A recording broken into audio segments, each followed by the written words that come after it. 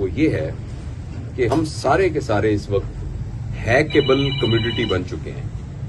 ये जो हमारे हाथ में डिवाइस है ना, ये हमें लगता है कि शायद हमारे फायदे के लिए इजाद की गई है, और हमें ये लगता है कि ये फेसबुक है, ये मेरी सहूलत के लिए है, और व्हाट्सएप मेरी सहूलत के लिए है, और इंस्टाग्राम मेरी सहूलत के लिए है। लेकिन ये ऐसा नहीं है।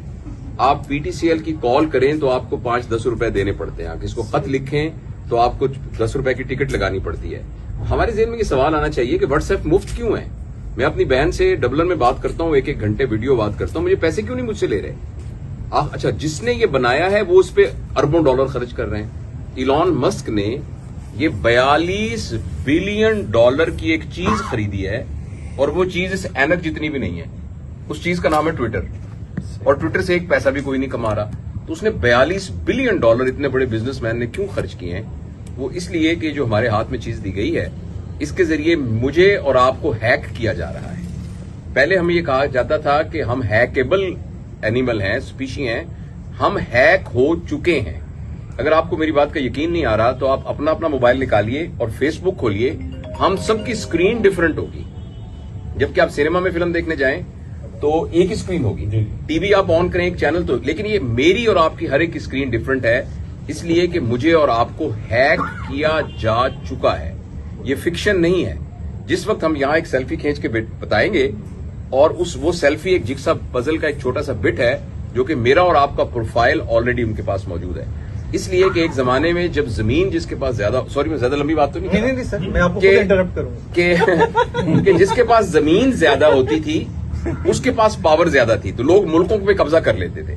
फिर ये पता लगा कि मशीनें अगर ज्यादा हो जाएंगी तो उस पे वो ताकतवर होगा। अब जिसके पास डाटा ज्यादा है वो ताकतवर है। ये बात मैंने इसलिए आपको बताई कि इस वक्त बहुत फजूल डाटा इसके ऊपर आ रहा है, और उस डाटा के जरिए हमारे दिमाग को प्लूट किया जा रहा है, खासतौर पर हमारी यूथ के। तो मैं इसकी तफसील में जाने की बजाय सिर्फ मैंने इशारतन अर्ज किया है, हमारे लिए इसके ऊपर जो ये काम कह रहे हैं, वीलॉग बनाना या जो हम अच्छी बात सोच रहे हैं उसको बयान करना इसलिए बहुत जरूरी है कि हम उस गलत डाटा को कम से कम कुछ ना कुछ कम्बैट कर सकें, कोई ना कोई अच्छी बात इसके ऊपर नजर आए। दुनिया का तो अब तो ये तो हिस्सा बन गया है, और हमारा भी जिंदगी का हिस्सा है। इसमें अब इसको अपने आप को बचाएं कैसे? देखिए, मुझे तो ये लग रहा है कि बहुत जल्दी इंसानियत ने यह फैसला किया हुआ है, इंसानियत ने इस बुनियाद पर फैसला किया हुआ है कि लोगों का वैल्यू सिस्टम अब ये बन गया है कि जिसके पास पैसा ज्यादा होगा वो ताकतवर होगा।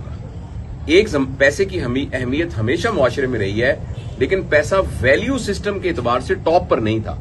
वैल्यू उस चीज की थी जो पैसे के बगैर खरीदी जा सकती थी। हम भी कहेंगे कि ईमानदारी की ज्यादा वैल्यू है पैसे से, सच्चाई की।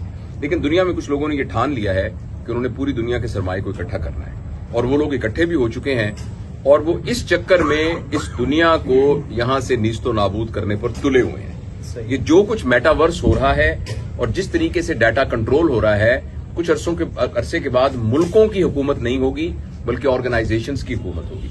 अभी भी गूगल का बजट जो है वो बहुत सारे मुल्कों से ज्यादा है। तो इसमें मैं आपके सवाल का जवाब देता हूं। तेज बारिश हो रही है, आप क्या बताइए इस बारिश से कैसे बचें?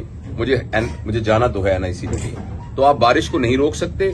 हाँ, खुद रेनकोट पहन सकते हैं और छतरी रख सकते हैं। तो मेरी सजेशन ये होगी कि इस मोबाइल के स्क्रीन के यूज को अपने बच्चों के लिए और अपने लिए जितना लिमिट कर सकते हैं उसको लिमिट कीजिए। इसको सिर्फ इंफॉर्मेशन और कम्युनिकेशन के लिए यूज कीजिए, एंटरटेनमेंट के लिए बिल्कुल मत यूज कीजिए, वरना अगले 10 साल में ऐसी नस्ल आ रही है और वेस्ट में आनी शुरू हो गई है कि जिन बच्चों को सुसाइडल टेंडेंसीज होंगी, चाइल्डहुड डिप्रेशन होगी, एबनॉर्मल सेक्सुअल बिहेवियर्स होंगे, सुसाइडल थॉट्स आएंगे। ये इतनी खतरनाक बात है। तो अपने आप को बचाने के लिए जितना नेचर से अटैच हो सकते हैं, कनेक्शंस की देख, हम जो सारे बैठे हुए हैं ना, ये हमारे कनेक्शंस नहीं है, ये हमारे रिलेशंस हैं।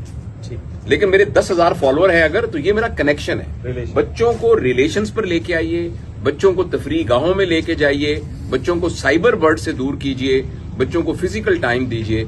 ये इससे बचने का तरीका है। अदरवाइज ये एक तूफान है जो आके तबाह कर देगा। सर, आप एक